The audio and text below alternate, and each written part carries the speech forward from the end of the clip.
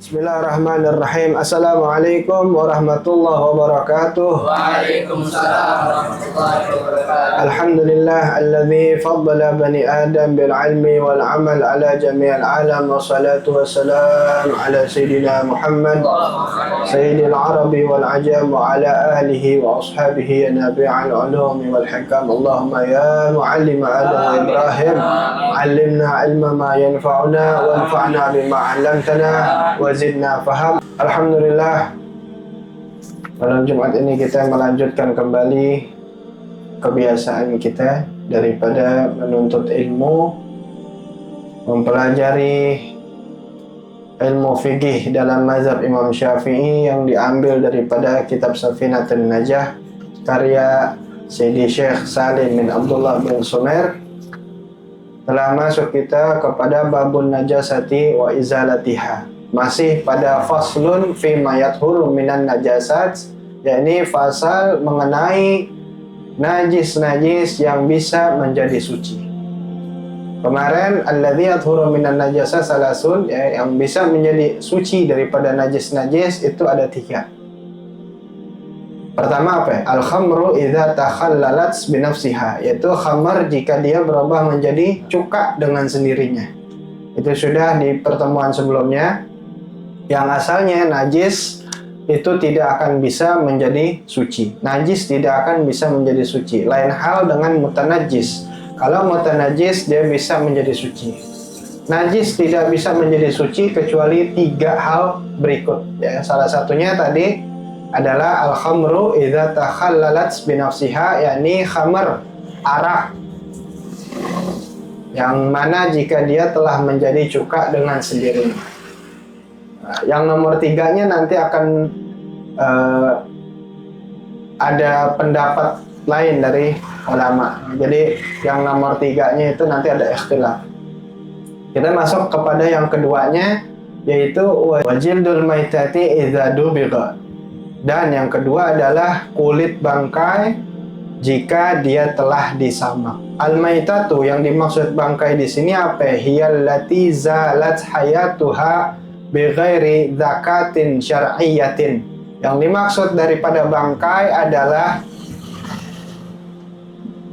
makhluk hidup, ya, makhluk hidup selain daripada manusia, hewan, ya, hewan atau binatang yang dia mati dengan tanpa zakatin syar'iyah, penyembelihan secara syariat. Jadi zakat di situ tulisannya pakai zal, bukan pakai zai. Hati-hati. Ya, kalau bacanya itu nggak bisa bedain mana zal, mana zai, maka zakat bighairi zakatin syar'iyatin. Artinya apa? Zakat syariat. Zakatnya zakat yang sedekah jadinya. Kalau pakai zai. Tapi kalau pakai zal artinya penyembelihan.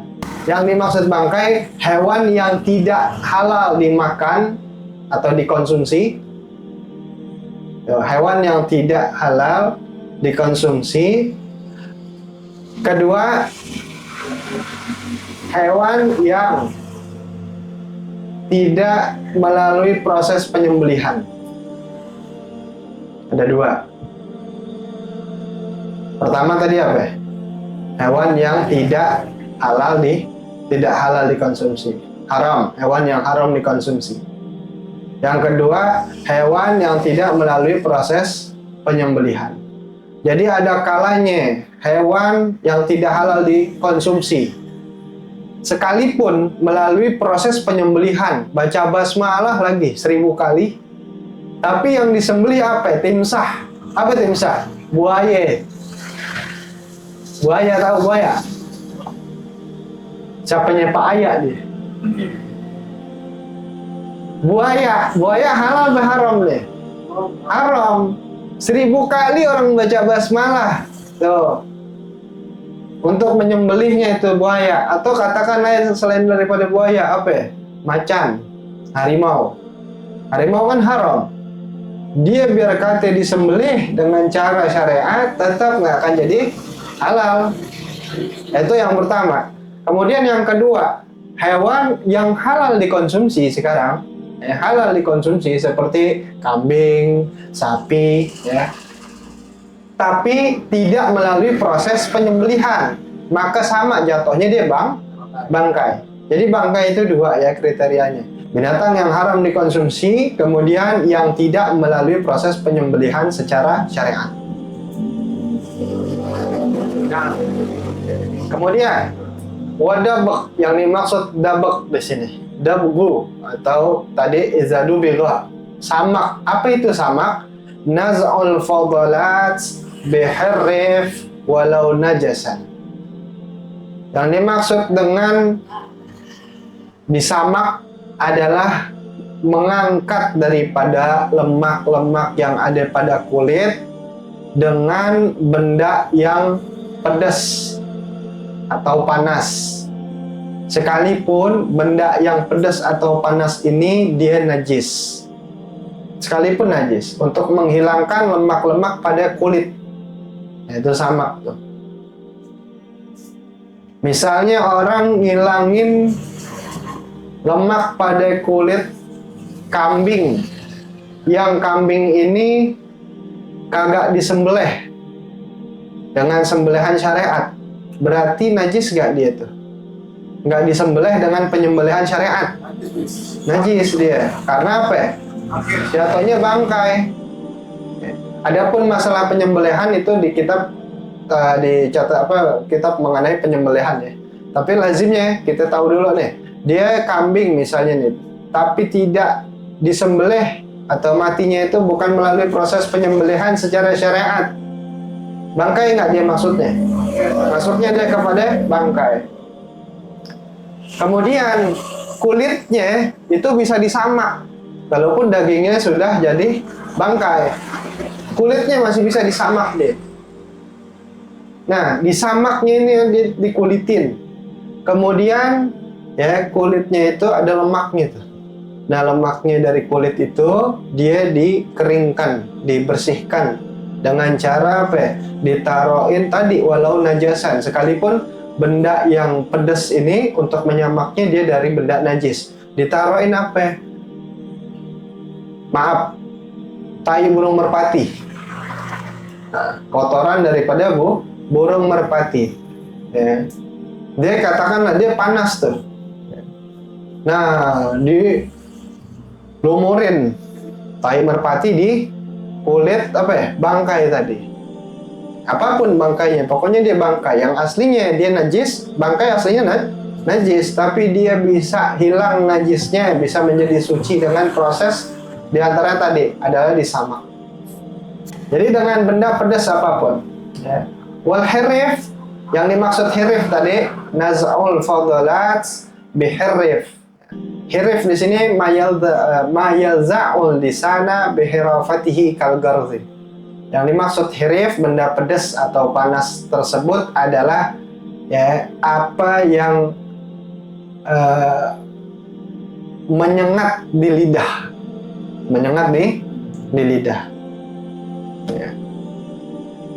Dengan sebab karena rasa pedasnya atau rasa panasnya tadi. Kalgarzi di sini. Kalgarzi di sini dijelasin garzi waraqu syajaris salam. Itu daun daripada pohon akasia. Ini adanya biasanya di daerah gurun. Kalau kita nggak ada. Pokoknya benda-benda apapun yang pedas, panas bisa untuk menyamak ya.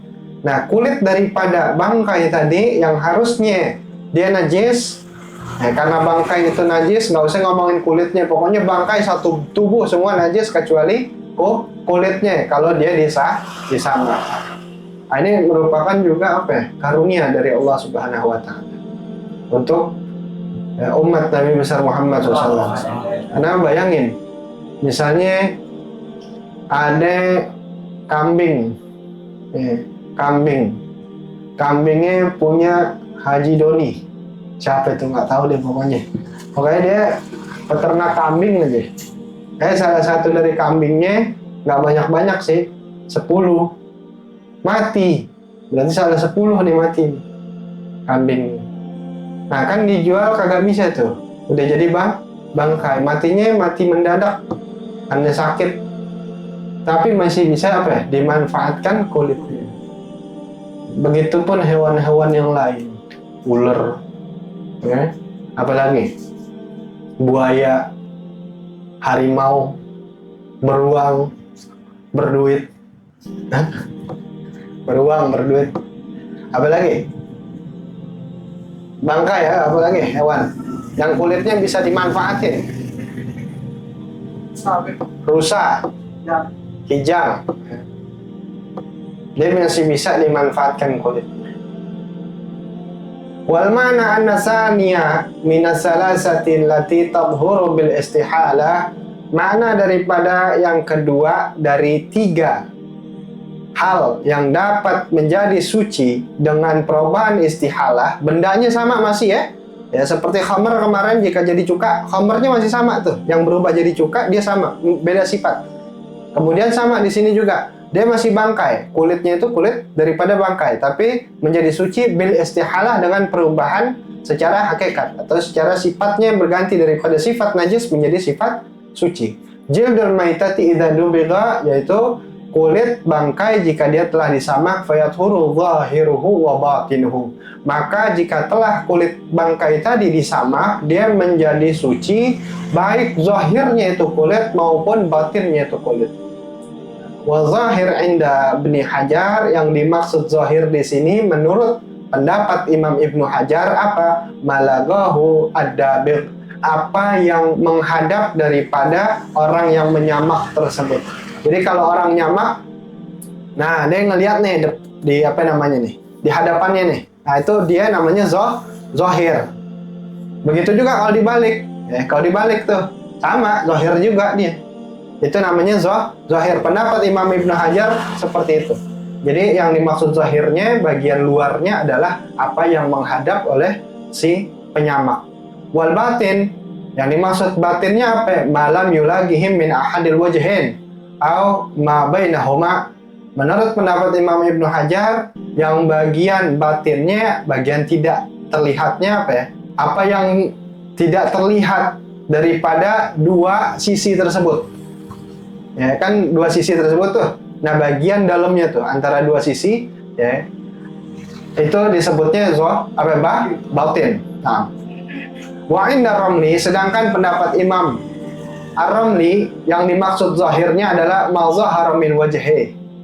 Yang dimaksud zahirnya adalah apa yang nampak daripada 2 sisi, wal batin, sedangkan batinnya adalah ma baton, apa yang tidak terlihat pokoknya. Itu namanya batin. Nah, proses samak itu mensucikan kulit bangkai baik zahir maupun batin. Tinggal antum mau pakai pendapat Imam Ibnu Hajar atau Imam Romli masalah batin dan zahirnya.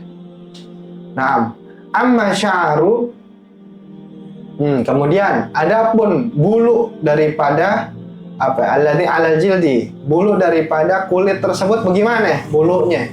Nah, karena kita pengikut mazhab Imam Syafi'i, mengatakan bulunya itu juga termasuk dia daripada najis. Bulunya najis, maka kalau mau samak itu harus dihilangkan bulunya. Tapi kalau pendapat mazhab Imam Malikiyah, mazhab Malikiyah, bulunya itu kalau sudah disamak dia tidak perlu untuk dihilangkan. Dia nggak jadi najis jatuhnya. Itu bedanya tuh.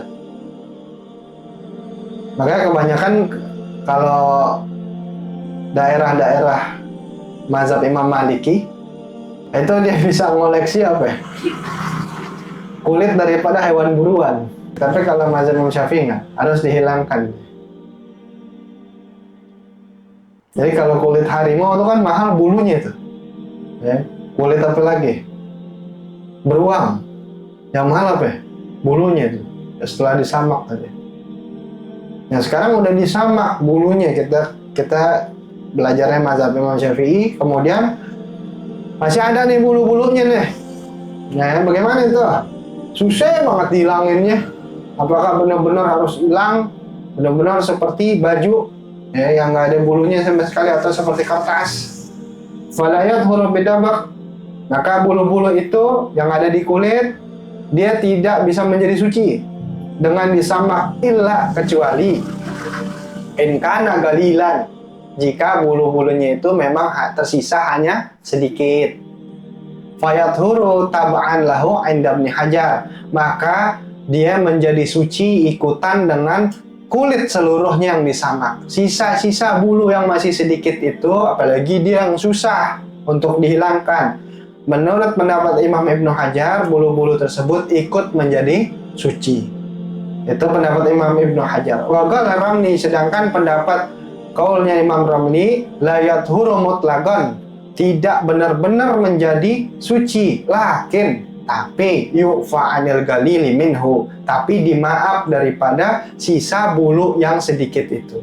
Jadi ini beda. Kalau pendapat Imam Ibnu Hajar, ya, bulu-bulu yang sisa itu jadi suci. Nah, jadi suci seluruhnya. Tapi kalau Imam Romli enggak, dia bukan jadi suci, dia dimaaf. Itu beda ya. Summa, kemudian inna mahalla tuhril jildi biddabaq, kemudian daripada posisi sucinya kulit dengan disamak itu bagaimana nih keadaan si posisi kulit nih? Iza tanajjasa bisababil maut, jika najisnya si bangkai itu yang kulitnya disamak, jika dia najisnya dengan sebab kematian, ya, dengan sebab kematian. Tadi bukan dengan sebab apa ya? Sembelih. Kalau kambing atau harimau tiba-tiba mati keduanya, ya, tanpa disembelih, bangkai nggak dua-duanya? Dua-duanya bangkai, walaupun yang salah satunya itu halal dikonsumsi, tetap jatuhnya dia bangkai. Nah, posisi si kulit, ya, yang bisa jadi suci dengan cara disamak jika pertama bangkai itu dia mati dengan sendirinya, bukan dengan cara disembelih pada hewan yang halal. Bi an kana tahiran alal hayah, ya, yang dia suci sejak hidupnya, dia memang keadaannya suci.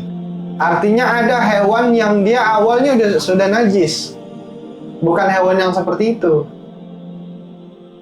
Kucing suci gak? Anjing suci gak? Enggak suci. Nah, berarti bisa jadi suci kulit dari bangkai itu kalau si bangkainya itu dia mati, ya, pertama mati, bukan proses penyembelihan. Kemudian dari awal binatangnya ini memang sudah suci. Amma idza kana najasana, adapun jika hewannya itu dari awal memang sudah najis, bagaimana? Kajildil kalbi wal khinzir wa ma tawallada minhuma aw min ahadihima, seperti kulit daripada anjing dan babi, atau kulit daripada anak keturunan anjing atau babi, atau salah satu darinya, ya. Bagaimana? Falayat huru bidabak, maka tidak bisa menjadi suci dengan cara disamak, karena dari awalnya dia sudah najis. Kulit anjing, kulit babi, dia tidak akan bisa menjadi suci. Wa hukmul jildil mutanajjis bil maut ba'da dabaq, dan hukum kulit yang bernajis dengan sebab mati, ya, bangkainya itu setelah disamak, itu bagaimana? Jadi ini kulit udah disamak, ya, kulitnya nggak usah diomongin, kita udah paham dah, katakan paham nih antum, ya, antum udah paham nih semua tentang ini hewannya hewan apa, ya, kemudian masuk ke kategori bangkai. Nah, kulitnya ini bisa disamak atau enggak? Kalau dia keturunan dari anjing atau keturunan dari babi, maka dia sudah tidak akan bisa untuk disamak. Tapi ini kulitnya antum udah paham, ya. Kemudian dia apa?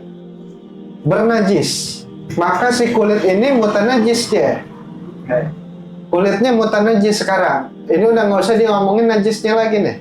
Ini mutanajis. Bagaimana hukumnya tuh? Kalau kulitnya itu mutanajis, hukmu saubil mutanajisi binajasatin mutawassitatin. Maka hukumnya kulit bangkai yang telah disamak dia mutanajis, hukumnya seperti baju yang mutanajis, yang najisnya itu kedudukannya najis mutawassithah. Berarti bagaimana cara menghilangkannya? Fayathuru bima yathuru bih. Maka disucikannya si kulit yang bernajis tadi, kulit bangkai setelah disamak, cucikannya seperti sebagaimana mensucikan najis mutawassithah, yaitu dengan disiram daripada air. Lakin la yadur asrul dibak ba'da ghaslih. Akan tetapi tidak mengapa sisa-sisa daripada penyamakan setelah mencucinya. Sisa-sisa penyamakan setelah mencucinya. Atau begini kita contohin. Jika setelah disamak kulit, ya, kulit setelah disamak. Ini Masya Allah Fikih, barang antum mungkin ngelihatnya nih kayaknya ribet banget atau gimana ya. Barangkali nanti 5 tahun lagi antum jadi apa ya? Pengusaha kulit, ya. Wallahu alam, siapa yang tahu? Tertarik, ya, sama masalah perkulitan. Nanti antum apa ya? Jualan tas kulit. Itu kan mahal tuh, sepatu kulit. Itu berarti apa itu? Antum mesti ngerti masalah sama. Kalau dia kedapatan daripada kulit bangkai. Jadi boleh nggak tuh dijual? Boleh. Sebab kalau misalnya kulit tadi belum disamak, ya, kemudian antum bawa sholat, nah, suci nggak dia? Enggak. Ada dompet nih, tuh megang dompetnya apa? Dompet buaya. Wah, itu yang bikin ngerti nggak tuh masalah penyamakan? Ya, kalau antum yakin disamak bener, maka dia jadi suci. Berarti dibawa di kantong antum sholat, aman nggak sholatnya? Aman, sah. Cuma kan masalah kalau misalnya samaknya kagak bener, tahu-tahu dikantongin, bawa ada tuh sholat, sah nggak sholatnya? Ya, padahal udah nangis tuh sholat. Udah nangis tuh sholat, berarti ternyata apa ya? Bawa najis, karena itu kulit bangkai yang belum disamak, katakan. Karena nanti masalah kulit ini bisa dipakai dalam banyak hal nanti, ya. Sekalipun apa ya? Ada namanya girbah, kantong air. Itu bisa juga. Nah, sekarang misalnya ya, kita contohin. Jika setelah disamak kulit tadi, baunya masih busuk, bagaimana itu? Maka kira-kira masih ada najisnya nih, karena ada bau busuk tadi. Kalau memang masih menyengat itu bau busuk, ya, maka samak lagi, ulang lagi, disamak lagi. Jangan buru-buru diselesaikan. Tapi kalau misalnya tersisa baunya hanya sedikit saja, amis-amis sedikit, ya, itu masih apa ya? Dimaaf, karena dia memang hal yang wajar. Ini kan dari bangkai. Ya, jadi itu lakin la yadur asrul dibak ba'da ghaslih. Jelas nih masalah kulit jika telah disamak. Yang ketiga, nah ini ada khilaf ya antara ulama. Apa itu yang ketiga?